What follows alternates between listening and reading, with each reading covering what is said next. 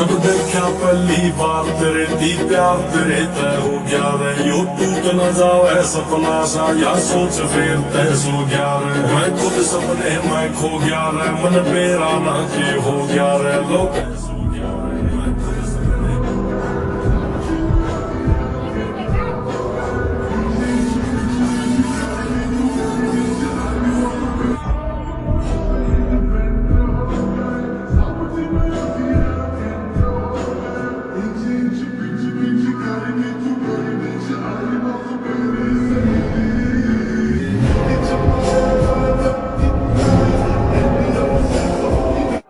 अब आपको आईपीएस अफसर की पूरी जानकारी के बारे में कर देश की रक्षा करते हैं।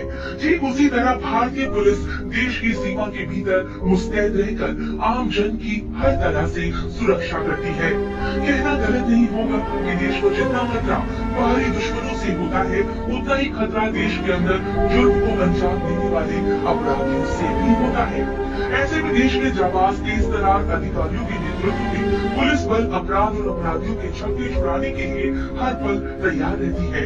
लेकिन क्या आप जानते हैं कि देश के विभिन्न हिस्सों में पुलिस की अगुवाई करने वाले ये तेज तर्रार अफसर कहां से तैयार होकर आते हैं और कहां से उन्हें लोहे जैसी दिलेरी और बहादुरी मिलती है?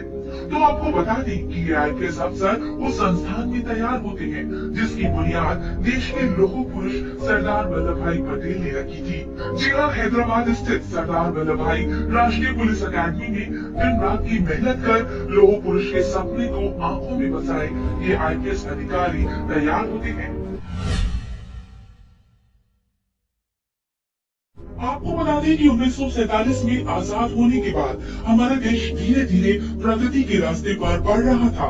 सरकार सरहदों से लेकर देश की आंतरिक सुरक्षा को मजबूत करने में लगी हुई थी। इसी कड़ी में उस वक्त डिप्टी पीएम रहे सरदार वल्लभ भाई पटेल ने एक नए संस्थान के गठन में अपनी अहम भूमिका निभाई। दरअसल उनका मानना था कि देश में ऑल इंडिया सर्विस की स्थापना होनी चाहिए ताकि देश को बेहतरीन अवसर मिल सके। और फिर उनकी कोशिशों से 1948 में भारत को नेशनल पुलिस अकादमी के रूप में एक नया संस्थान मिला।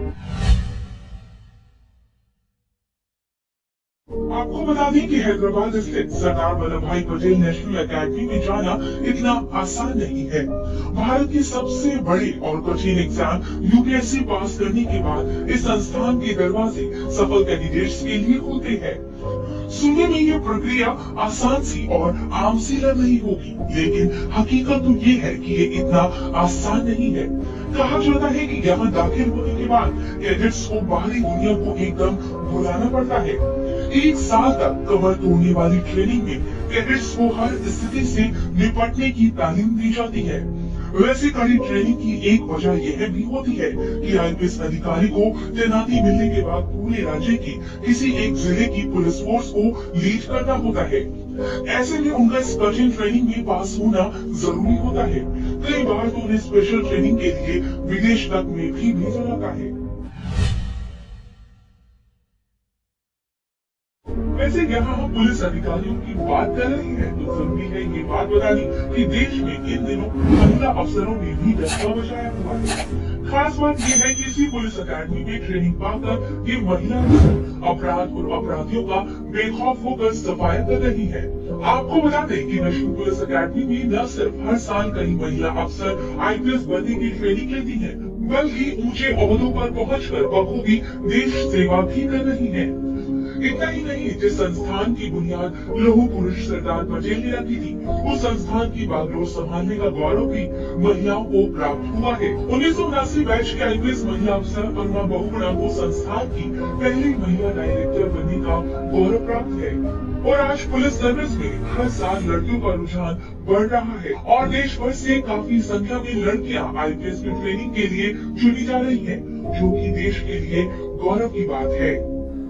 अगर आपको हमारी वीडियो अच्छी लगी और ये जानकारी अच्छी लगी तो हमारे चैनल को सब्सक्राइब कीजिए, लाइक कीजिए, कमेंट कीजिए। आपका बहुत बहुत धन्यवाद।